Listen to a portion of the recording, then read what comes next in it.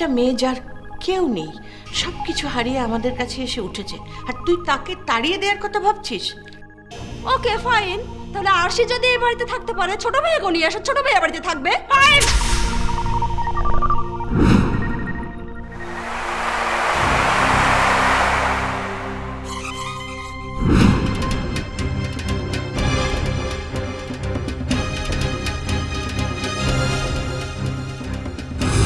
দেখো, আমি চাই না আম্মু কোনো কিছু নিয়ে এই মুহূর্তে টেনশন করুক।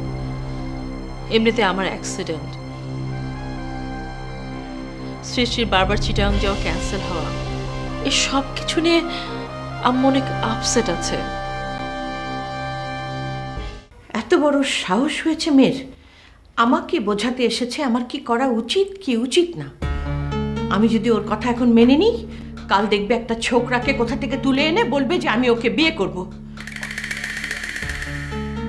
চুপ করে থেকো না, তুমি ওদের বাবা, ওদেরকে বোঝাও, শাসন করো। দেখো মরিয়ম, সারাটা জীবন এই শাসন টাসনের ব্যাপারগুলো তো তুমিই দেখেছো, এর মধ্যে আর আমাকে কেন? তবে একটা কথা মরিয়ম, এবারে সবাই কিন্তু আলোচনা করছে। কি কথা? এই যে আরশি এলো, ওর বিয়ের কথা বলল, সবাই কিন্তু ব্যাপারটা খুব গ্ল্যাডলি অ্যাকসেপ্ট করেছে।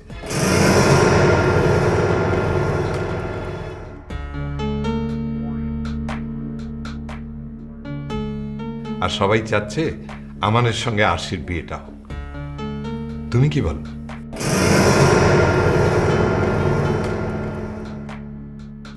দেখো, মানুষের ভাবনার উপর তো কারো হাত নেই। তবে আমি জানি আরশি মরে গেলেও এ বিয়েতে রাজি হবে না। আরশি এমন একটা মেয়ে, ভাঙবে তবু মচকাবে না। তবে এবারের লোকজন যদি প্রেশার ক্রিয়েট করে আরশির সঙ্গে আমানের বিয়ে দিতে চায়, সে বিয়েতে আমি তো মত দেবই না, তুমিও দেবে না। একটা কথা বলি মরিয়ম, এই যে এত প্রবলেম, এই প্রবলেমের মূলে হচ্ছে আরশি। কি বলছো তুমি তারিক? আমি যা বলছি সমস্ত ভেবে চিন্তেই বলছি। দেখো, আরশি যদি এ বাড়িতে থাকে, আর আমান তো এ বাড়িরই ছেলে, আমান যদি বাইরে থাকে, তাহলে তুমি তো লোকের মুখে তালা দিয়ে বন্ধ করে রাখতে পারবে না, কথা তো উঠবে। আর ওই যে আমাদের বেআইন সাহেবা জোবাইদা বেগম, উনি তো তখন বড় বড় লেকচার দেবেন। তো তো তুমি আরশির সঙ্গে কথা বলো, ও যাকে বিয়ে করতে চায় তার সঙ্গে ওর বিয়ে দিয়ে দাও, বাস।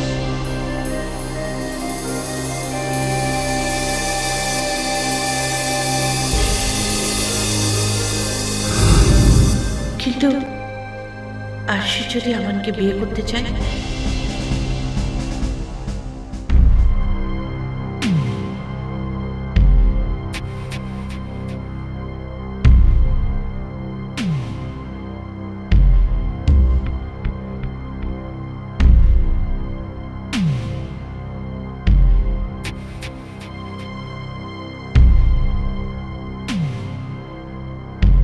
Hello, rent a car?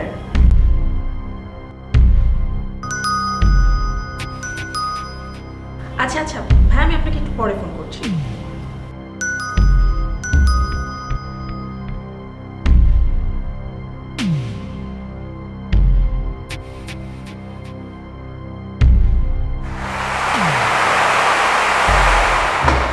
কি খবর? আচ্ছা শোনো, তোমার কাছে ভাঙতে 300 টাকা হবে? দাও তো, দাও, তাড়াতাড়ি দাও। কেন? আরে ভাই, তুমি কথায় কথায় প্রশ্ন করো কেন? ঠিক আছে, তুমি নিচে যাও, নিচে গিয়ে দেখো ওখানে একটা ট্যাক্সি ক্যাব দাঁড়িয়ে আছে, ওকে টাকাটা তাড়াতাড়ি দিয়ে আসো। ওনাদের কাছে তো এখন আবার ভাঙতি টাকা থাকে না, যত সব। আমার কেন যেন অস্থির লাগছে, আমি একটু ওয়াশরুমে হাত মুখ দিয়ে ফ্রেশ হয়ে নিই, ঠিক আছে?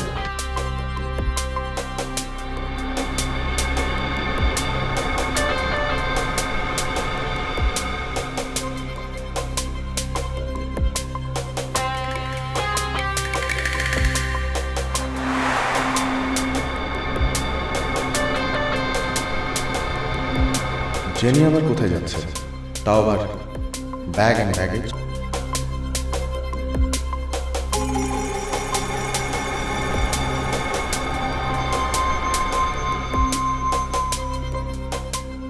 মরিয়ম, বিশ্বাস করো, আরশি নিজে নিজেই তোমার বাড়িতে চলে গেছে।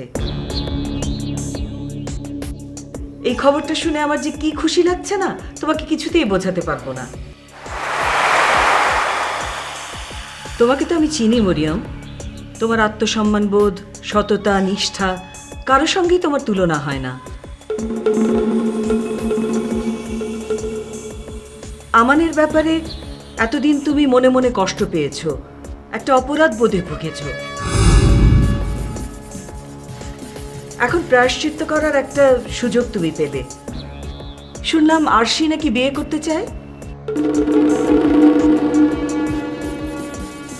খুব ভালো কথা, যত তাড়াতাড়ি পারো ওদের বিয়েটা দিয়ে দাও।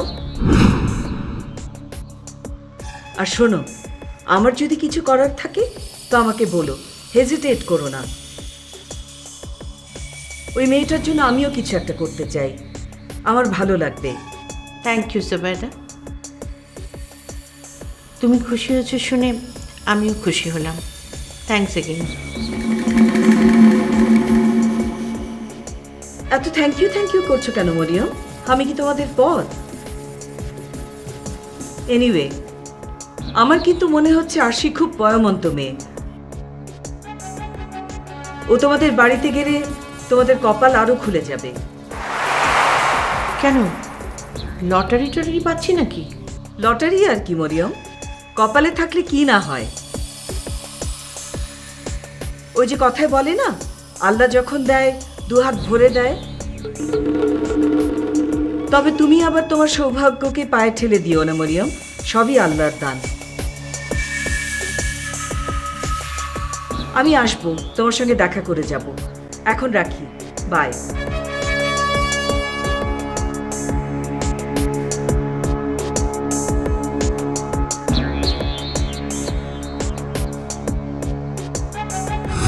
আমার সৌভাগ্য নিয়ে জুবাইদার এত মাথা ব্যথা কেন? তারেক যা বলেছে ঠিকই বলেছে। যত তাড়াতাড়ি সম্ভব আরশির বিয়েটা দিয়ে দিই, তাহলে এ বাড়িতে যে অযথা টেনশন হচ্ছে সব শেষ হয়ে যাবে।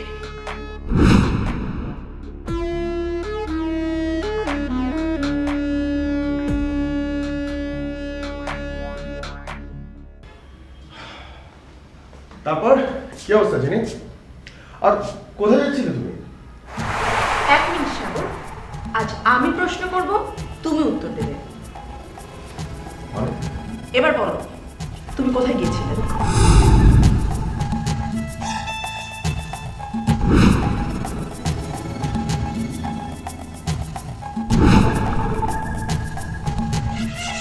বলো সাগর, যা বলবে স্পষ্ট করে বলবে।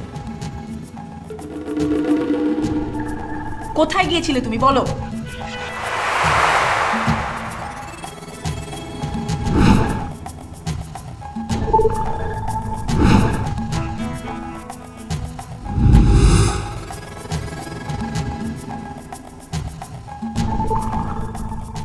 দেখো আরশি, তুমি বিয়ে করবে বলে যে ডিসিশনটা নিয়েছো খুব ভালো করেছো।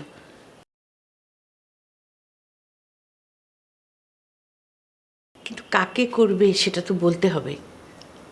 তুমি নিশ্চয়ই বুঝতে পারছো, এ বাড়িতে সবার মনে একটাই প্রশ্ন, তুমি কাকে বিয়ে করবে, ছেলেটার নাম কি? আম্মা, আপনার এই প্রশ্নের উত্তর কি আমাকে এখনই দিতে হবে? না না না না, আমি কোনো প্রেশার দিচ্ছি না। Just try to understand me. আসলে বাড়িতে না কেমন একটা কমপ্লিকেটেড সিচুয়েশন তৈরি হয়েছে। আরশি, তুমি খুব ভালো করে বুঝতে পারছো আম্মা তোমাকে কি বলতে চাচ্ছেন। তুমি তোমার পছন্দের ছেলের কথা বললে ছেলের বাড়ির সাথে পাকা কথা বলা যাবে।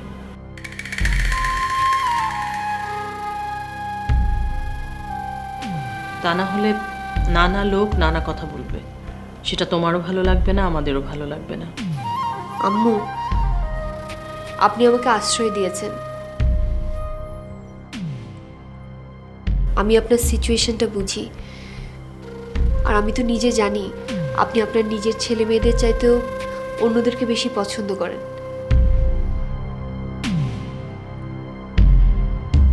তাদের যতটা পারেন হেল্প করেন, এতিমদেরকে আশ্রয় দেন। দুদিন আগে অবশ্য আমি এতিম ছিলাম না।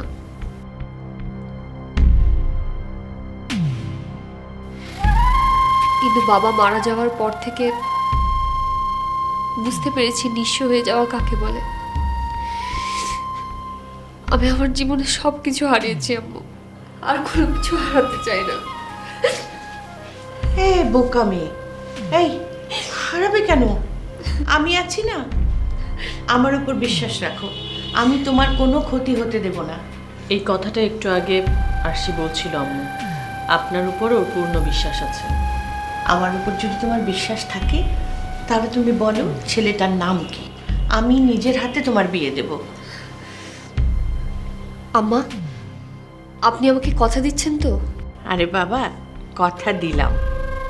নাও এবার বলো, যে ছেলেটাকে তুমি বিয়ে করতে চাও ছেলেটা কে, ওর নামটা কি?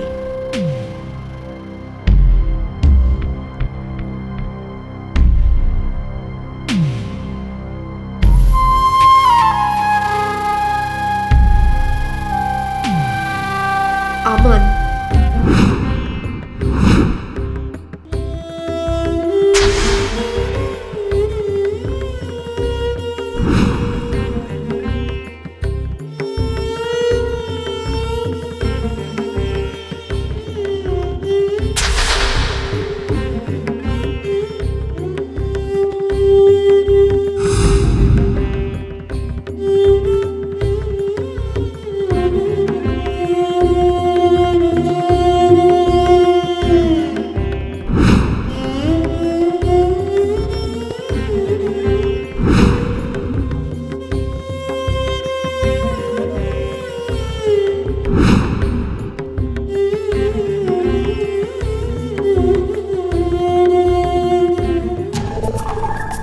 কোথায় গিয়েছিলাম মানে?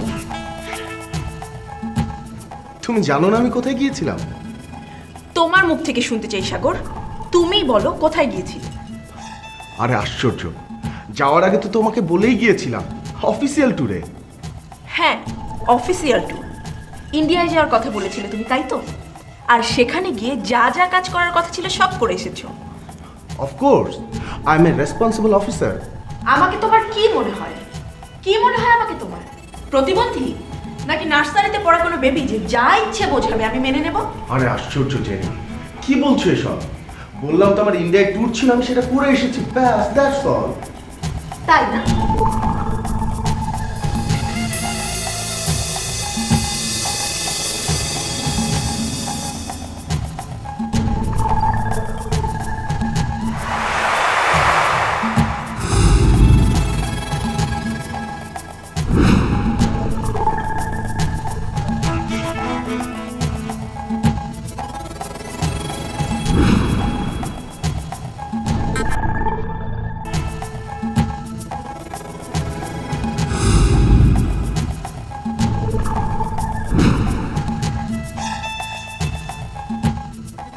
এই পাসপোর্টটা কার সাগর?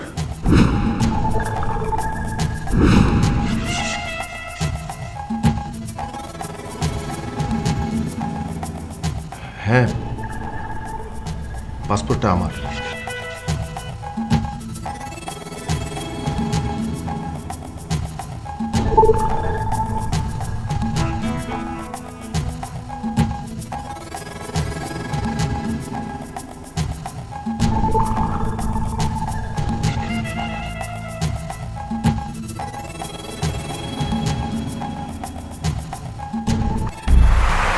আশিক, কি বলছো এসব তুমি? আমি নিজের কানকে বিশ্বাস করতে পারছি না। আম্মা, আম্মা আপনি নিজেও জানেন আমি এখন চাই বা না চাই, মানুষের মুখে মুখে খালি একটাই কথা, আমার আর আমানের কি হয়েছিল, কেন আমার এত দুর্নাম রটলো। সবাই সবাই খালি একই প্রশ্ন করছে, মানুষের মুখে অনেক প্রশ্ন। আম্মা, আম্মা আপনি নিজেও জানেন আমার আর আমার মধ্যে যা হয়েছিল একটা মেয়ের জীবনে এর চেয়ে আর বেশি কিছু কি হবে বলেন?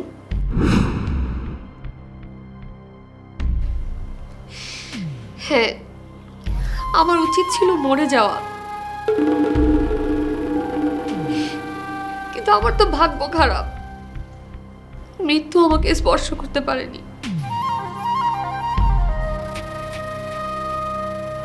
আমার বদলে আমার বাবা মারা গেল আপনাদের চোখের সামনে। আপনি বলুন আম্মু, আমি যদি আমানকে রেখে অন্য কোথাও বিয়ে করতাম, ওই স্বামী অথবা ওই শ্বশুর বাড়িতে আমার অন্য কথা বলে বিষিয়ে দিত না? বলুন আম্মু।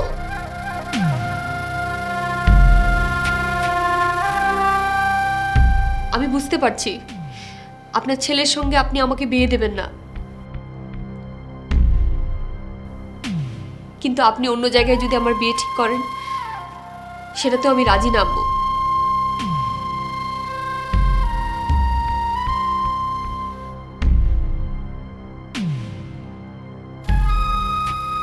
আর কেন রাজি না সেটার ব্যাখ্যাও আমি আপনাকে এখন দিয়েছি। এত কিছুর পরেও, এত সর্বনাশের পরেও একটা কথা ভালো করে বুঝেছি আম্মু, এই পৃথিবীতে কেউ যদি আমাকে ভালোবেসে থাকে সেটা হচ্ছে আপনার ছেলে আমান।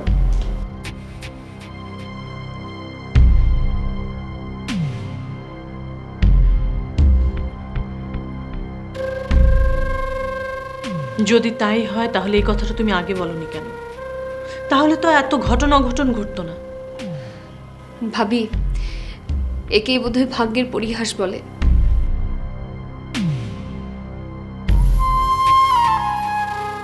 আমান আমাকে যেভাবে ভালোবাসতে চেয়েছে, যেভাবে এক্সপ্রেস করেছে,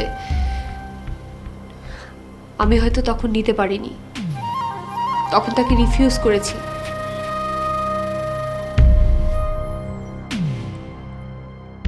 আর সেই অপমান আমান সহ্য করতে পারেনি, তাই ও প্রতিশোধ নিয়েছে।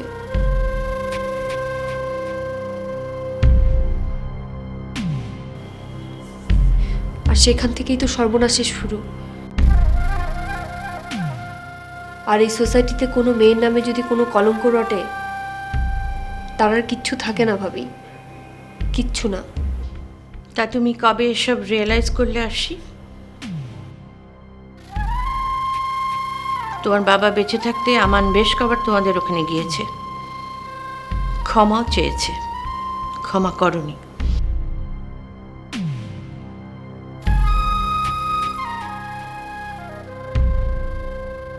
আজ হঠাৎ তুমি কি করে বুঝে গেলে যে এই পৃথিবীতে তোমাকে আমান সবচেয়ে বেশি ভালোবাসে? আমান ছাড়া তোমার আর কেউ নেই, কিচ্ছু নেই।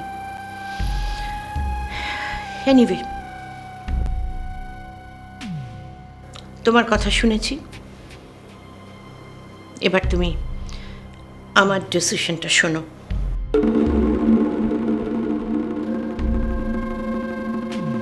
আমানের সঙ্গে তোমার কোনোদিন বিয়ে হবে না আরশি।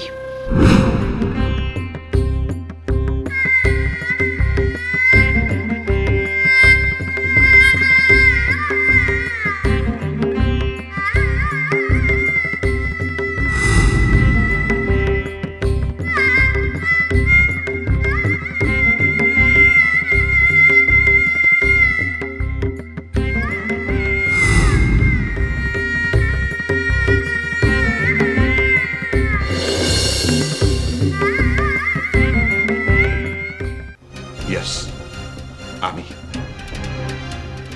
সারাটা জীবন আমি তোমাকে ভালোবেসেছি।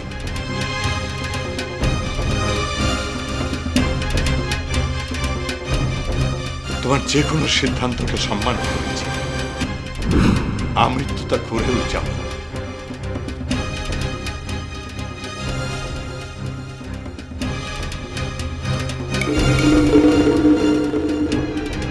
But this time, এখন আমি ডিসিশন নেব। Yes, আমি